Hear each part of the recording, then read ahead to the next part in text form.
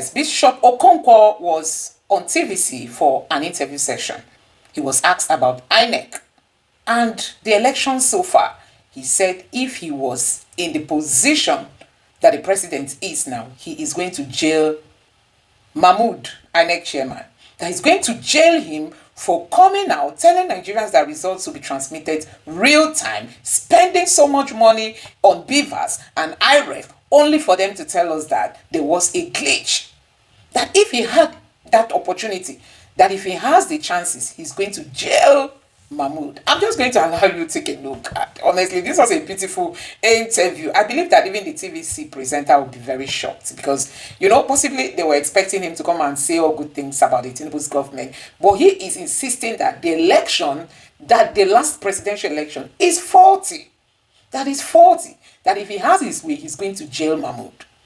Let me just allow you to take a look at this. This is from your own assessment, Bishop. How would you say governance has helped improve lives and livelihood of Nigerians? We've seen successive governments come and go with different kind of policies, but when you still look at it, there's still a far cry from where we should be. And some people say, well, indeed, more and more of our citizens are still below the poverty line, with insecurity, rising inflation, and a whole lot still facing the country today as some of some of the challenges.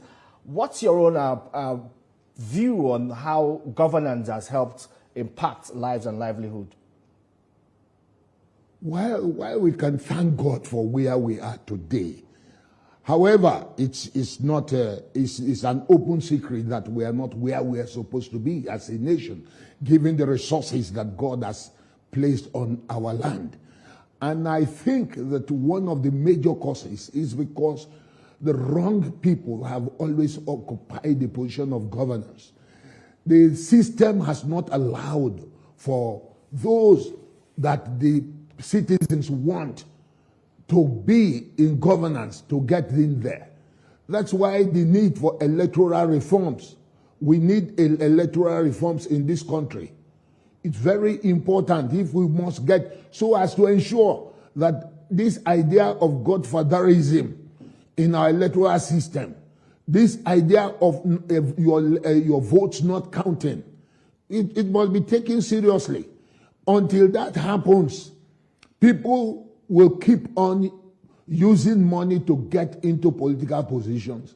And when they get there, the natural phenomena is for the individual to know how to make back his money and not to serve the people. Governance must return back to making the people who are sitting at the circle of leadership to know that they are there to serve the people and not to lord it over the people. It will make you to serve them. It will make you to do the right thing. And we'll begin to see the dividends of democracy. So presently, we have not seen it because the system does not allow for it. Well, you said the system does not allow for it, but it's a democracy. We have had election cycles, and elections have also thrown up our leaders. We have seen citizens lined up to cast their ballot in electing or choosing who governs them. Are you then saying that these elections are not a reflection of the people's wish? And even our electoral reforms we've had over time. Yes, there's still a clamor for more improvement, but are you saying these electoral reforms we've had over time have not been quite impressive?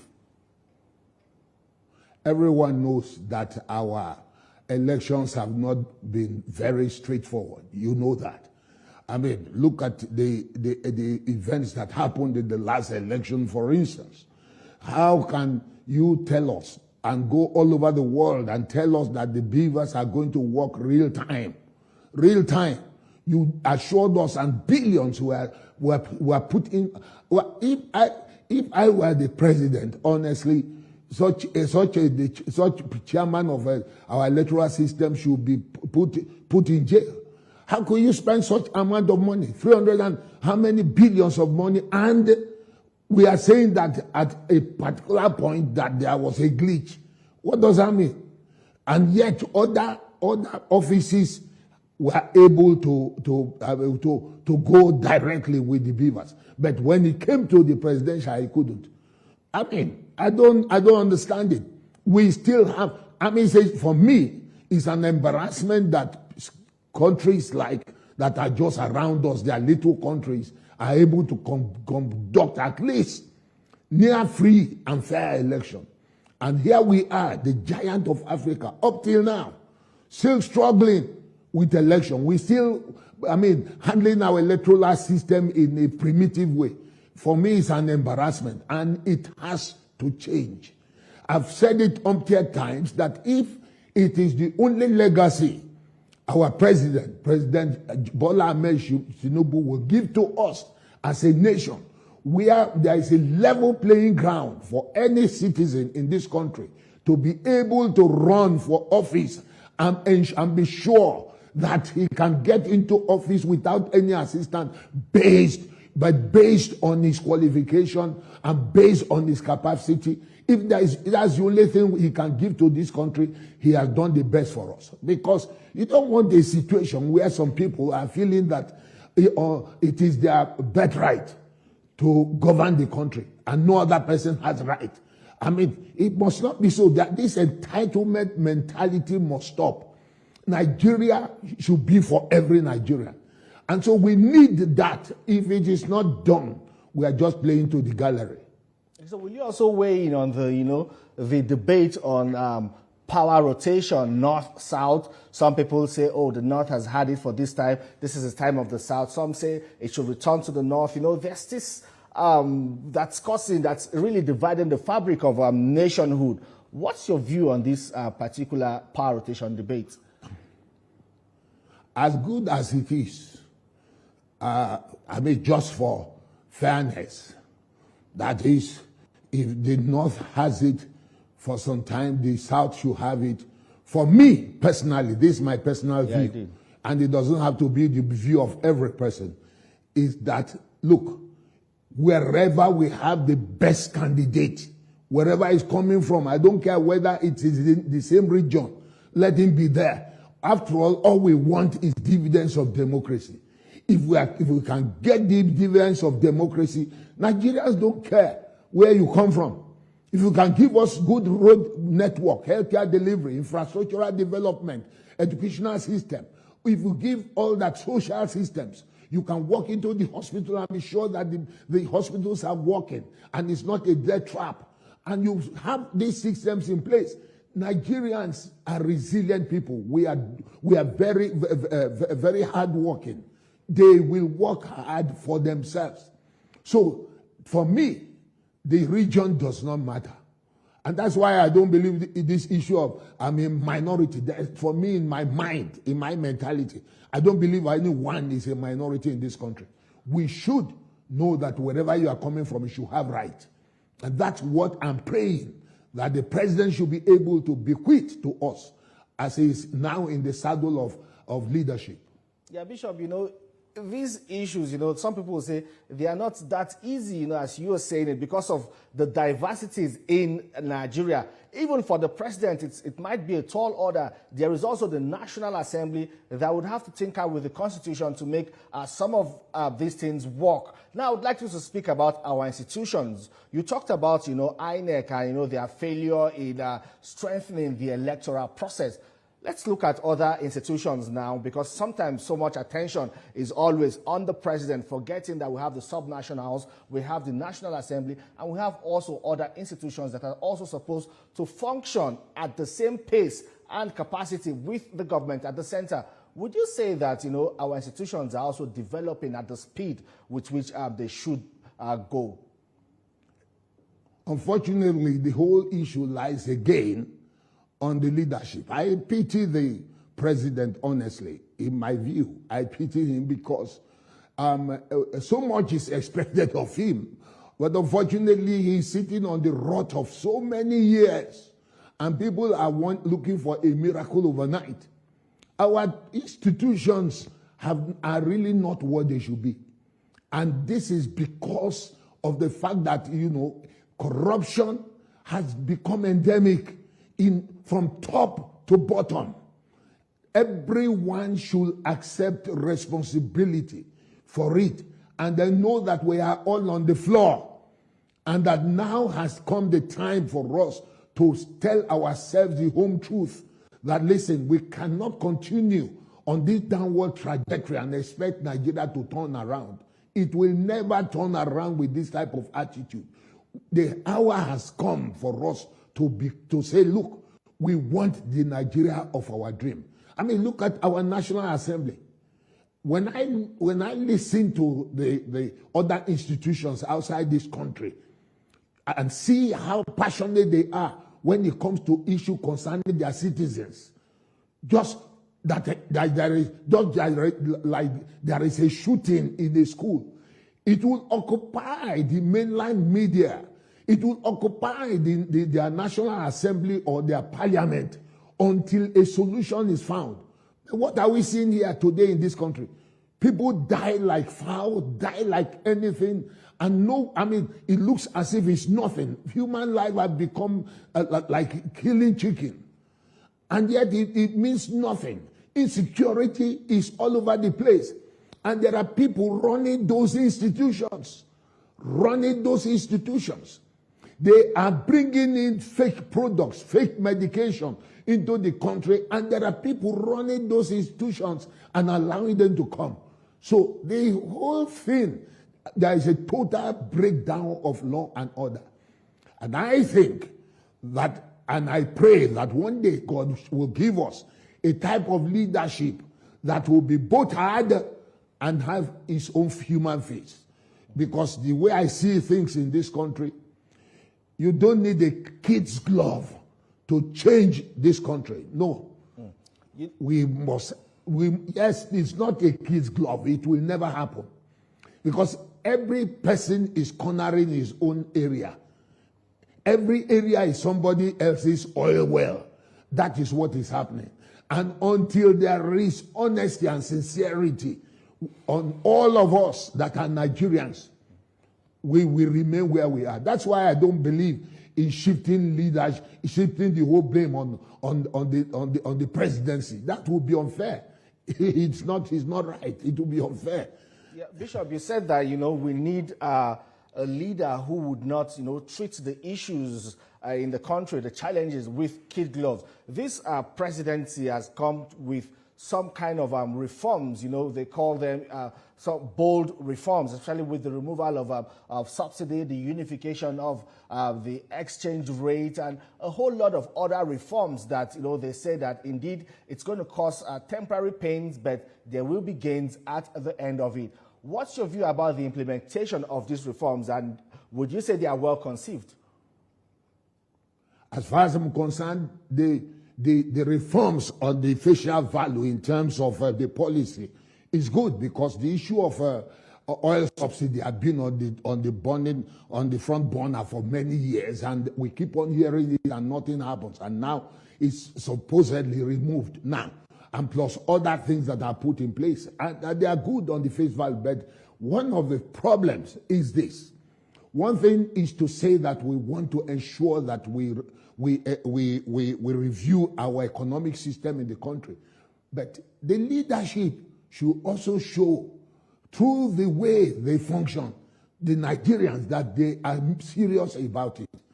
You can't be telling me about economic reforms and then we are carrying around this number of convoy. A local government chairman will be moving on the road with that long convoy. He's spending money. Why do we need that for? Who is after him? The cost of governance. It should be reviewed.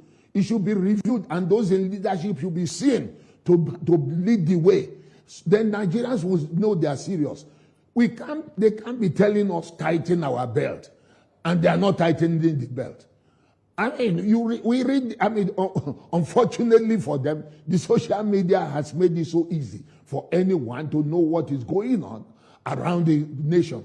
So we cannot be wasting money. There is so much wastage in the country. And at times I ask myself, is it that there is no accountability? Is it that there is no one calling some of the governors and those who are in the National Assembly to order? I don't understand it. So that is one of the reasons why a lot of Nigerians feel that it's just a charade. All right. As good as the policies are, but they feel it's a charade.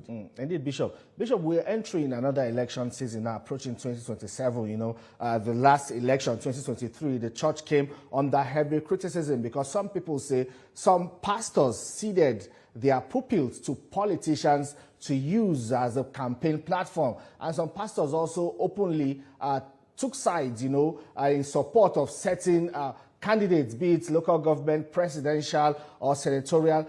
Should that be the case? We understand that as pastors, as bishops, you are also citizens of Nigeria, and you also have your rights, you know, in a democracy. But should the pastors use their pulpits to influence their members or sway their members towards supporting certain candidates? Because we saw that happen, Bishop. I don't believe in that. I mean, anyone who knows me knows I don't believe that our platforms should be used for political campaign. No. Why? My own reason, personal reason, is that, listen, in our churches, there are people with different political persuasions. And so if you now get up and say, I want all my members vote this party, there are people in your church that will revolt against you and tell you that's wrong. You can't tell me to vote for this party when I want this party. So that's why it is absolutely wrong for any pastor to get up on his pulpit and tell his people, this is the person you must vote for. The most you could do is to give direction. You know, put the options on the paper. Let the individual choose what they want. I'm not averse to church being involved in political process. They should be involved. In fact, it's one of the reasons why good people have not been thrown up as far as political positions are concerned. Because I remember in the past, we used to say that politics is a dirty game. And we discouraged our people from getting involved in politics. But I think while Archbishop Benson Idahosa was alive, that was when we started to review that idea, and we started educating our people that, look, you have to be involved in electoral process. It's a part of your civic responsibility. But it must not be that you will use the platform to throw up candidate and say, this is the candidate you must vote for. That's not right. So if that has happened, that must be a big mistake, but I don't think it's the right thing to do.